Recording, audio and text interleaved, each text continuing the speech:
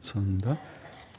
다시 잠깐 기도하고 말씀 생각하십시다. 하나님 아버지, 우리의 기도와 찬양을 받으시고 이 시간 부족한 종에게 말씀을 주셔서 하나님의 말씀 기록된 사도 바울의 에베소서의 4장 1절부터 6절까지의 말씀의 뜻을 조금 설명하며 해석하며 함께 나누게 하여 주옵소서. 하나님께서 감동 가운데 사도들에게 주신 귀한 책의 말씀의 부분을 하나님의 영, 진리의 영께서 우리 가운데 계셔서 각인의 심령에 계시고 미천한 종의 심령에 계셔서 감동하시고 깨닫게도 하시고 또 전할 수 있는 은혜를 주셔서 바르게 전하고 분명하게 이해하고 또 은혜로 마음에 새기고 유익이 되게 하옵소서.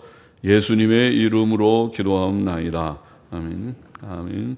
에베소서 4장 1절부터 6절 말씀 좀 생각해 보십시다. 1절 보십시다. 그러므로 주 안에서 갇힌 내가 너희를 권하노니 너희가 부르심을 입은 부름에 합당하게 행하여. 그러므로라는 말은 너희가 하나님의 은혜로 부르심을 받고 구원을 받았으므로, 하나님의 은혜로 부르심을 받고 구원을 받았으므로 라는 뜻이라고 보겠습니다. 주 안에서 갇힌 내가라는 말은 바울이 주를 위해 또 이방인들을 위해 일하다가 옥에 갇힌 자로서 진지하게 말하고 있음을 보입니다. 옥에 갇힌 자가 허튼 소리 안 하겠죠. 꼭 필요한 말, 중요한 말을 진지하게 진심으로 할 것입니다. 권한다는 말은 권위적으로 명령하는 것이 아니고 사랑과 긍휼의 마음을 가지고 부드럽게 말함을 나타냅니다. 명령할 수도 있겠지만 이렇게 하세요, 이렇게 하라, 그렇게 할 수 있지만은 이렇게 하면 좋겠습니다, 이렇게 하십시다 하고 그렇게 부드럽게 권하는 말씀입니다. 바울은 에베소 교인들에게 너희가 부르심을 입은 부름에 합당하게 행하라고 권면합니다. 우리가 죄악된 세상 속에서 죄악된 삶을 살고 있었을 때에, 과거에 말이죠, 하나님께서는 우리를 부르셨고 우리에게 죄사함과 의롭다 하심을 주셨습니다. 이것이 구원입니다. 저도 목사님의 셋째 아들, 목사의 아버지가 목사니까 목사의 셋째 아들이었지만은 그래도 착한 아들이라고 생각하는 아들이었을지 몰라도 제 자신이 그렇게 착하지 않는 모든 죄성이 있는 자라는 것을 이제 나이가 들어서 특별히 군대 갈 즈음에 깊이 깨닫고 그리고 심령의 변화가 조금 일어난 때가 있었습니다. 하나님께서는 단지 전도자의 음성을 통해 부르신 것이 아니고 우리의 죄를 깨닫고 뉘우치게 하셨고 하나님과 예수님을 알고 믿게 하셨습니다. 이제 우리는 하나님의 그 부르심, 구원의 부르심에 합당하게 살아야 합니다. 그것은 죄를 멀리하고 경건하고 의롭고 선하게 사는 것을 말합니다. 2절 보십시다. 모든 겸손과 온유로 하고 오래 참음으로 사랑 가운데서 서로 용납하고.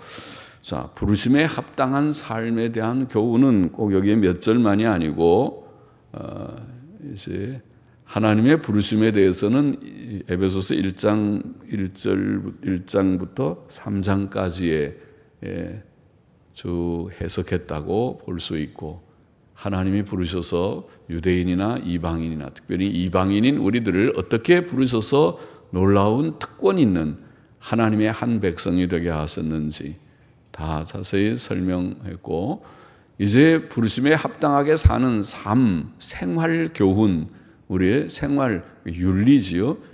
교리는 앞에 1장부터 3장에 말씀했다면 윤리를 말씀하는 전체가 다 부르심에 합당한 삶이지만은 그 가운데서 오늘 몇 절이 여기 온유, 겸손과 온유와 또 인내와 사랑의 삶, 여기 2절에는 그렇게 표현했습니다. 우선 우리는 모든 겸손과 온유로 행해야 한다고 말씀했습니다. 겸손과 온유로 행하여야 하겠습니다. 모든 겸손이라는 말은 모든 면에서 또한 항상 겸손해야 한다는 뜻이라고 봅니다. 우리는 과거에 죄로 인해 죽었던 자였고 오직 하나님의 은혜로 구원을 받았기 때문에 하나님과 사람 앞에서 겸손해야 됩니다. 하나님 앞에서는 말할 것도 없고 사람 앞에서도 자기를 드러낼 것이 없는 부족한 우리들이었다고 깨닫고 겸손해야 하겠습니다. 우리 된 것은, 나의 나 된 것은 오직 하나님의 은혜입니다. 그러므로 복음 진리를 깨달은 자라면 누구나 겸손하지 않을 수 없을 것입니다. 사실 겸손은 예수님의 덕입니다. 예수님은 말씀하시기를 나는 마음이 온유하고 겸손하니, 주님이 자신을 표현하기를 나는 마음이 온유하고 겸손하니 나의 멍에를 메고 내게 배우라. 하도 우리가 교만한 사람들이 사람은 대체로 자기 잘난 맛에 다 산다고, 그게 일종의 교만이 아닙니까? 자존심이라는 것도 일종의 프라이드라는 말은 일종의 교만입니다. 자기를 높이는 그런 마음, 자기를 크게 여기는 마음을 사람이 갖고 또 그렇게 가지니까 씩씩하게 사는지는 몰라도 이제 그것은 좋지 않아요. 우리가 겸손하면서도 씩씩하게 사는 게 필요하지, 자기를 드러내고 높이면서 씩씩하는 좋지 않은데, 여하튼 그렇게 사는 우리들이기 때문에 그러셨겠죠. 나는 마음이 온유하고 겸손하니, 겸손과 온유를 교훈하시는 것이고, 진짜 주님이 그러시잖아요. 주님은 하나님의 아들이신데 사람이 되어 오셨고 우리를 위하여 고난을 받으시고 십자가에 죽으시려고 오셨으니까 얼마나 낮아지신 것입니까? 하늘 같은 분이 낮아지신 것입니다. 왕의 아들이 마치면 천민이 돼서 천민과 같이 생활하는 것과 비슷합니다. 그거의 그 정도 비교도 아니죠. 신이신 그가 사람으로 오셨으니까 얼마나 낮아지신 것입니까? 그러니까 그 마음, 나는 온유하고 겸손하다 말씀하실 만하십니다.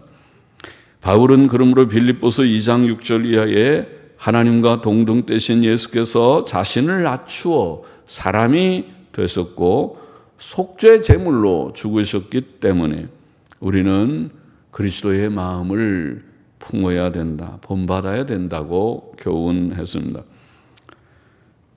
또 우리는 오래 참음으로 사랑 가운데서 서로 용납하라고 바울은 교훈하고 있습니다. 오래 참음으로 사랑 가운데서 서로 용납하라. 오래 참는 것은 사랑의 속성입니다. 고린도전서 13장에 우리가 사랑장에서 4절에 보면 사랑은 하고 쭉 설명하면서 첫 번째 나오는 게 오래 참고, 읽을 때마다 처음엔 이상했어요. 사랑을 얘기하는데 좀 고상하게 다른 할 말이 많을 텐데 사랑은 오래 참고 그렇게 시작하다니까 오래 참는 게 사랑인가? 그러나 이제 살면서 우리가 터득하는 것은 그래, 맞아. 사랑은 오래 참는 데서부터 시작해야 된다. 사랑이 있으면 오래 참게 되고, 또 거기에 13장 7절에 보면 모든 것을 참으며, 사랑을 설명하면서 모든 것을 참으며 모든 것을 견디느니라 그랬죠. 사랑은 오래 참는 것이다. 그렇게 사랑의 성격을 설명한 바와 같습니다. 조급한 사랑, 조급증이 있는 사랑은 부족한 사랑이라고 볼 수 있습니다. 사랑은 오래 참고 기다립니다. 우리가 그 야곱의 얘기에서 들죠. 7년을 수일같이 야곱이 그 자기의 사랑하는 아내가 될 라헬이라는 여인을 사랑할 때에 네가 라헬과 결혼하려면 내 집에서 7년 동안 그렇게 일을 하거라, 그렇게 삼촌이 얘기하니까 그거를 말을 듣고 7년을 수일같이 일했다. 그런 표현이 있잖아요. 얼마나 아내를 얻고 싶으면, 나이를 아내로 얻고 싶으면 7년을 수일같이. 참 사랑인 것 같아요. 그러니까 아내를 사랑하는 관계에서의 우리가 하나님을 정말 사랑하면 7년이 아니라 그 이상을, 또 우리가 형제를 사랑하면 그 조금 참는 거, 조금 더 기다려주는 거 할 수 있을 것 같아요. 사랑은 오래 참는 것이다. 잠언 10장 12절에 미움은 다툼을 일으켜도 사랑은 모든 허물을 가리우느니라. 미워지면은 모든 게 다 불평스럽고 싸움이 생기고 그러지만은 사랑하면 웬만한 허물들, 아니 모든 허물을 다 덮어줄 수 있고 품고 갈 수 있다. 잠언 17장 9절도 허물을 덮어주는 자는 사랑을 구하는 자요 그것을 거듭 말하는 자는 친한 벗을 이간하는 자니라. 명심해야겠습니다. 특별히 우리가 부부관계, 가정관계에서도 늘 많이 부닥치는 게 한 집에 사는 게 부부니까 부부관계에서도 남자들도 아내들도 너무 같은 말 자꾸 반복하면은 싸움이 생기죠. 그거는 어쩌다 한번 하는 거고, 뭐라고 여기 허물을 덮어주는 자는 사랑을 구하는 자요. 그냥 알면서도 모르는 척 덮고 사는 것이 사랑일 것이고, 그것을 거듭 말하는 자는 자꾸 풀어가지고 보따리를 자꾸 한 번씩 생각날 때마다 풀어가지고 당신이 옛날 이러고 저러고 자꾸 얘기하기 시작하면은, 그러면은 아마 친한 사람도 서로 멀어지게 될 것이다. 그거 좋지 않은, 지혜가 없는 행동이다. 사랑이 없는 행동이다. 베드로전서 4장 8절에 무엇보다도 열심으로 서로 사랑할지니 사랑은 허다한 죄를 덮느니라. 열심을 품고 사랑하고 또 허물을 품고 가는 것이, 하나님이 우리를 얼마나 사랑하셨는데요. 우리 같은 흠과 점이 많고 부족이 많은 우리들을 그냥 무조건적으로 품고 용서하시고 아들까지 희생하신 하나님이신데, 그 사랑을 받은 우리가 인간관계에서 사랑에 품지 못할 그런 장애가 있겠는가? 있어야 되겠는가? 하나님께서는 오래 참으시고 우리를 사랑하시고 용납하십니다. 마치 누가복음 15장에 잃은 아들의 비유, 탕자의 비유라고 말하는 비유에서 그 아들을 오래 기다리시며 참으시고 용납하셨던 아버지, 하나님을 표현한 거죠. 아버지처럼 하나님께서는 우리를 용납하셨습니다. 그러므로 우리는 하나님을 본받아서, 하나님의 그 사랑을 우리가 본받아서 상대의 부족과 허물을 덮어주고 오래 참고 사랑 가운데서 서로 용납해야 된다고 교훈한 것입니다. 사랑 가운데서 오래 참고 서로 용납해야 된다. 3절 보십시다. 평안에 매는 줄로 성령에 하나 되게 하신 것을 힘써 지키라. 좀 세 번째 교훈과 같죠. 우리가 세 번째 오늘 본문 안에서 우리는 평안에 매는 줄로 성령에 하나 되게 하신 것을 힘써 지키라. 그렇게 교훈했습니다. 평안은 화평이라고도 번역되는 말입니다. 인간관계에 있어서 불화나 또 분열은 좋지 않습니다. 하나님의 뜻은 일치와 연합입니다. 사도 바울은 갈라디아서 5장 20절에서 우리의 육신의 죄성에서 나오는 죄악들로 원수 맺는 것, 또 분쟁, 시기, 분냄, 당짓는 것, 불리함 등 많은 그런 죄악의 목록을 열거했습니다. 요한일서 3장 15절은 형제를 미워하는 것이 살인하는 것이다. 그런 말씀이 있죠. 형제를 미워하는 미움은 곧 살인이다.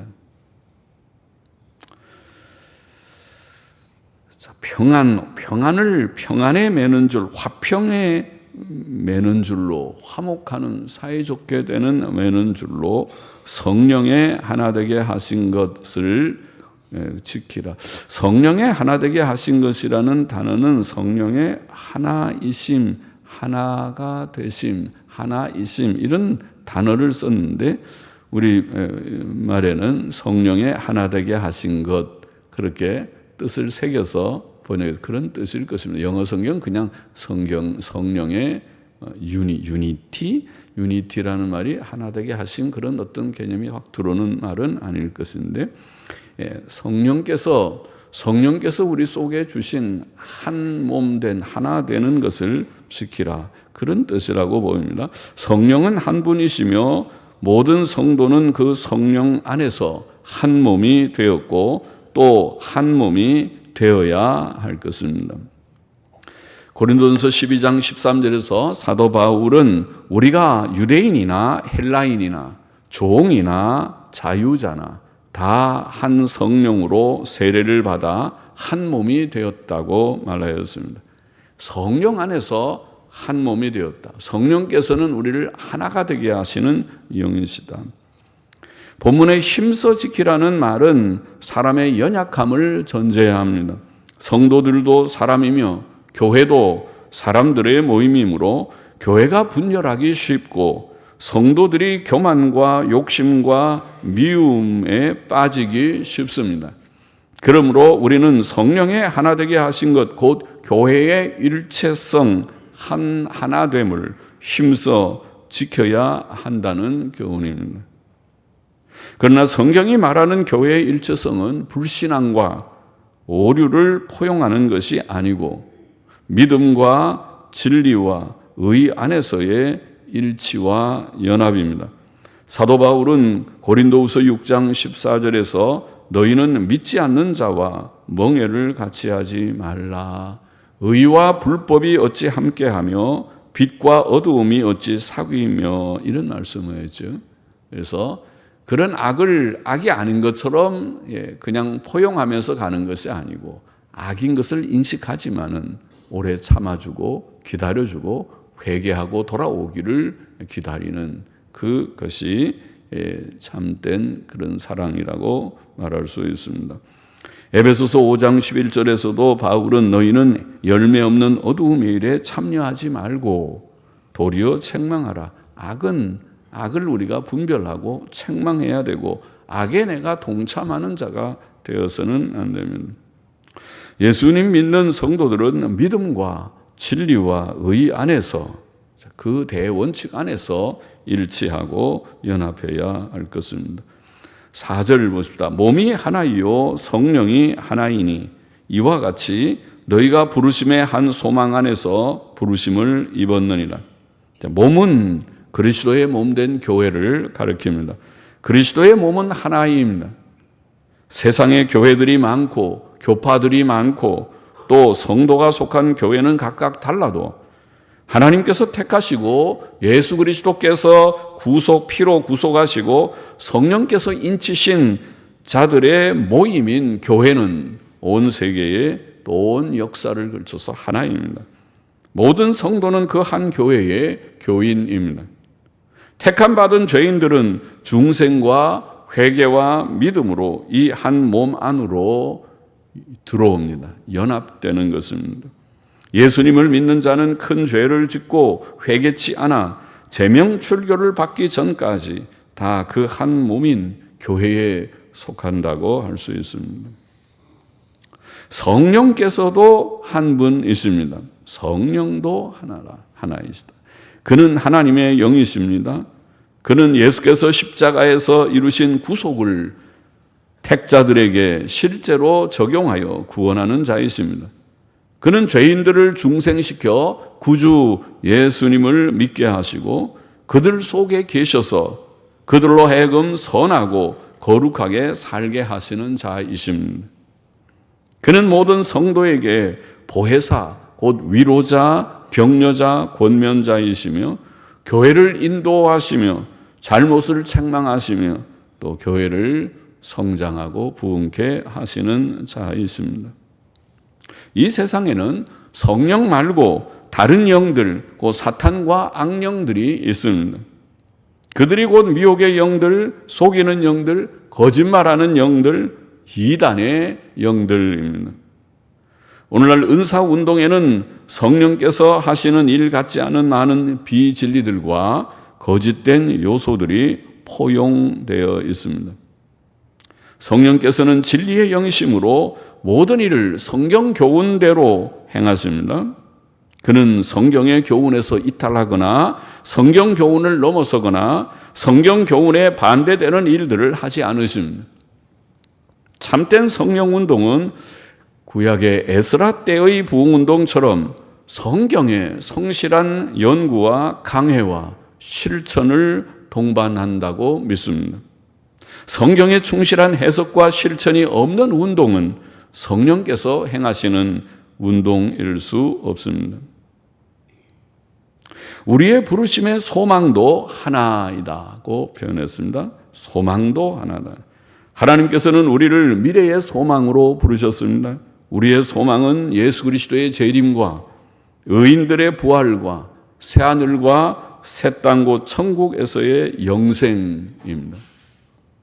우리는 우리의 눈에 보이는 육신적, 물질적 부귀와 영광과 권세를 바라며 살지 않습니다. 우리는 지금 우리 눈에는 보이지 않으나 장차 영광 가운데 드러날 일들을 소망하며 사는 자들입니다. 예수님 믿는 모든 성도는 다 이 동일한 소망을 가지고 살고 있습니다. 우리의 소망은 하나입니다. 5절 보십시다. 주도 하나이요, 믿음도 하나이요, 세례도 하나이요. 주께서도 한 분이시지요. 그는 우리 주 예수 그리스도이십니다. 오늘날 불신앙적 자유주의 신학자들이 말하는 예수는 성경이 증거하는 예수가 아닌 다른 예수에 불과하며 그런 예수는 우리의 주님이 아니십니다. 주 예수 그리스도께서는 성경에 증거되신 대로 말씀이 육신이 되셨고 처녀 마리아에게서 나셨고 많은 기적들을 행하셨고 십자가에 죽으셨고 죽은 지 3일 만에 부활하셨고 40일 후에 승천하셨고 지금 하나님의 오른편에 계시며 장차 하늘로부터 다시 오실 자, 그 예수, 그분이 성경이 말하는 예수, 우리가 믿는 주님이십니다. 우리에게는 성경에 증거된 이 예수님 외에 다른 주님이 없습니다. 그는 사람들 중에 가장 아름다운 꽃과 같으시고 죄가 없고 사랑과 긍휼이 충만하신 사람이시지만 그 이상이십니다. 그는 신성을 가지셨고 우리의 경배와 찬송과 기도의 대상이 되시는 주님이십니다. 믿음도 하나이다. 오늘 본문에 믿음도 하나이다. 물론 이단과 정통 신앙은 다릅니다. 천주교의 믿음과 개신교의 믿음도 다릅니다. 자유주의의 믿음과 보수주의의 믿음은 다릅니다. 역사적 기독교 신앙과 각종 이단 사설들은 다릅니다.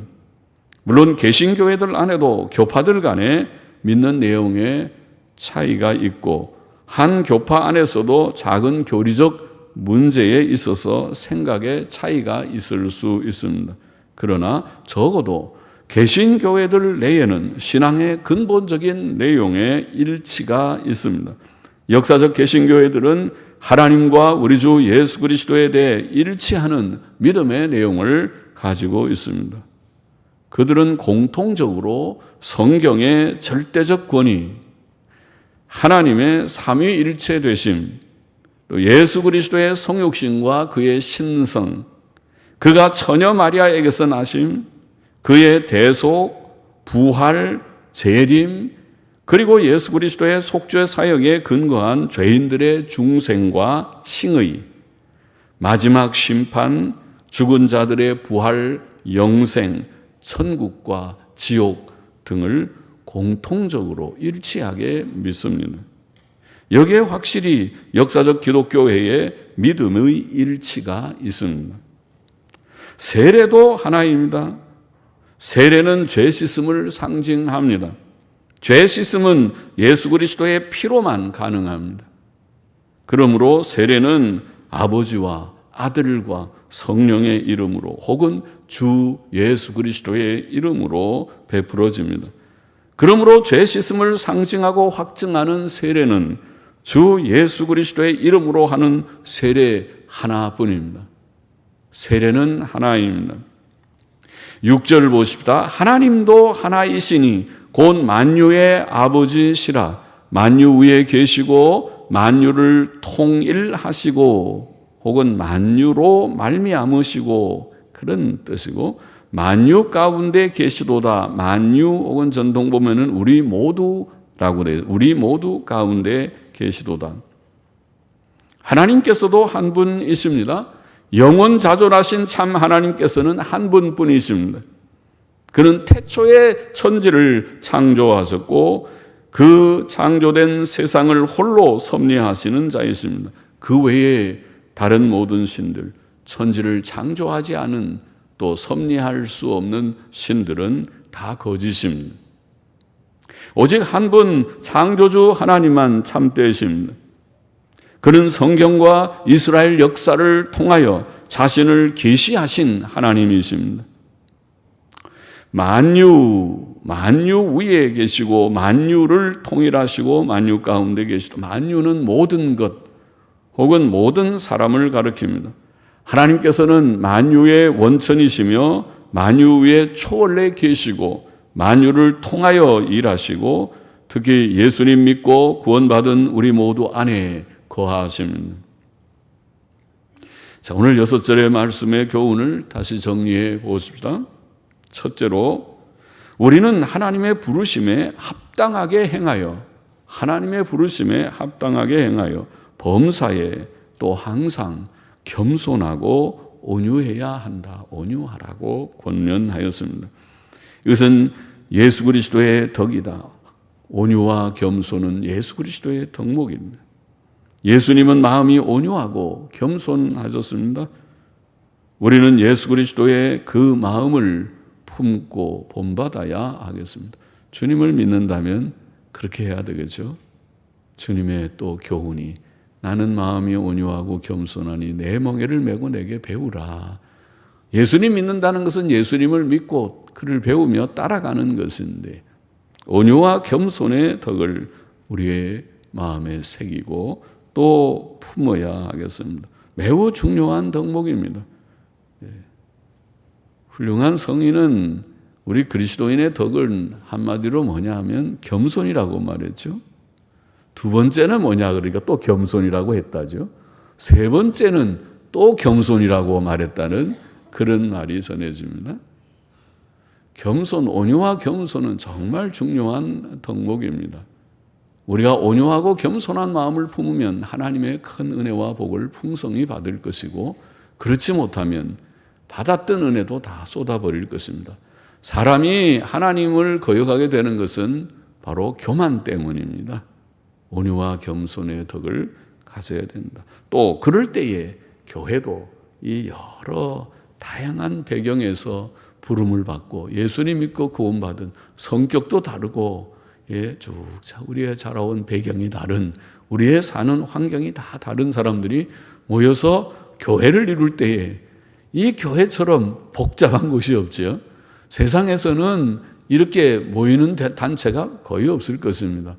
끼리끼리 모이죠. 세상 사람들은 서로 격이 맞은 사람들끼리, 서로 마음이 맞는 사람들끼리 모이니까 거기는 저희가 틀어지면 그냥 떠나면 되고 또 자기 맞는 사람들끼리 끼리끼리 모이면 되는데, 교회는 그렇지 않고 다양한 사람들이 다 모여서 예수님 안에서 하나가 되다 보니까 여기에는 별별 사람들이 있을 수 있겠다 싶죠. 그러니까 이 교회가 일치단합하기 위해서는 꼭 필요한 덕목이 무엇이냐 할 때 온유와 겸손이다. 온유와 겸손을 품고 우리가 나아갈 때 교회는 일치하고 연합할 수 있다. 둘째로, 우리는 오래 참음으로 사랑 가운데서 서로 용납해야 한다고 권면했습니다. 사랑은 우선 오래 참는 것이다. 기억을 하십시다. 사랑은 오래 참는 것이다. 사랑은 상대방의 잘못과 부족을 오래 참고 그가 깨닫기를 기다려주며, 그 잘못은 잘못이지만은, 잘못이 잘못 아니라고 말하면 혼란스럽지만은 잘못은 잘못이나 그가 그것을 아직 깨닫지 못해서 그렇다면 기다려주고 깨닫기를 기회가 있으면 조용히 권면도 하고 그를 위해서 기도해 주고 그가 깨닫고 사과할 때는 언제든지 용서해 주고 그를 품어주는, 용납해 주는 그것이 필요하다. 우리는 서로에 대해 그런 인내와 사랑을 가져야 한다고 교훈한 것입니다. 에베소서 4장 끝부분에 보면 서로 인자하게 하며 서로를 향해서 우리가 남에게 불쌍히 여기는 인자한 마음이죠. 인자하게 하고 불쌍히 여기며 서로 용서하기를 하나님께서 그리스도 안에서 너희를 용서하심과 같이 하라고 교훈한 말씀도 있습니다. 셋째로 우리는 화평에 매는 줄로 성령 안에서 하나됨을 힘써 지켜야 된다. 지키라. 그런 권면을 했어요. 화평에 매는 줄. 평안은 화평의 뜻이 있다고. 그렇죠? 서로 사이좋게 화평에 매는 줄로 성령 안에서 하나됨을, 성령께서 주신 하나됨, 성령께서 하나되게 하신 것, 성령 안에서 하나됨을 힘써 지키라. 예수 그리스도의 몸된 교회는 하나입니다. 우리는 한 하나님과 한 주님과 한 성령님을 믿고 섬기며 한 소망과 한 믿음을 가지고 있고 한 세례를 받았고 한 몸이 되었습니다. 우리는 범사에 또 항상 겸손하며 온유하고 또 오래 참고 서로 사랑하며 또 화목하고 하나됨을 힘써 지키는 성도가 되어야 한다고 권면한 것입니다. 하나님께서 우리를 부르셨습니다. 거룩한 교회로 부르셨습니다. 우리 개개인의 삶의 현실에서 여러분 작은 가정도 작은 교회의 지체입니다. 한 부분이에요. 이렇게 모인 것만 사실은 교회가 아니고 떨어져 있어도 교회의 지체들이니까 가정에서부터 또 모인 우리가 교회의 모임에서 우리는 지금 이런 교훈들을 실천해서 온유와 겸손으로 또 오래 참음으로 사랑으로 용납하고 또 화평에 매는 줄로 우리가 성령의 하나 되게 하신 것을 힘써 지키는 그런 마음을 품고서 삶으로서 가정도 예수 믿는 가정은 참 좋죠. 진짜 믿음이 있으면 잘 안 깨져. 요새는 이혼이 많은 세상인데 예수 믿는 사람, 잘 안 믿는 사람은 뭐 이혼할 수도 있지만은 예수님 바로 믿는 사람은 진짜 잘 이혼을 안 해요. 어떤 데는 아이고 저 가정은 저러고 사는가 싶은, 제가 가서 아이고 이혼해버려요 하고 싶은 마음이 들어도 이혼 안 하더라고요. 왜 안 해요? 믿으니까, 예수님 하나님을 경외하니까 이혼은 그렇게 함부로 하는 거 아니에요. 품고 갑니다. 훌륭하신 분이다. 예수님 믿기 때문에 그런 것입니다. 믿지 않았으면 벌써 몇 번도 이혼했을 거죠. 믿고 가는 오늘 시대에 예수님 믿고 이 귀한 마음을 품는 것은 얼마나 큰 복인지 모릅니다. 그러니까 믿음 안에서 생활을 해요. 결혼도 믿음 안에서 하세요. 특별히 미혼 우리 청년들이 있으면은 괜찮아요. 저 사람은 예수 믿는 거 빼놓고는 다 좋아요. 그런 얘기 하지 마세요.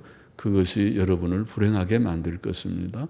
그러지 말고 다른 거 다 부족해도 예수님 믿는 거 그것만 보고 오히려 결혼하는 것이 그 반대보다 100배 낫습니다. 예수님 믿는 믿음 안에서 결혼하셔야 됩니다. 오늘도 주님께서 우리들을 부르시는 줄을 믿습니다. 우리는 다 이미 부름을 받았지만 오늘도 하나님께서는 사랑하는 사람들을 부르십니다. 부름을 받은 사람들에게 지금 이게 교훈한 거죠. 오늘 부름에 합당하게 생활하라고 3가지 교훈을 했죠.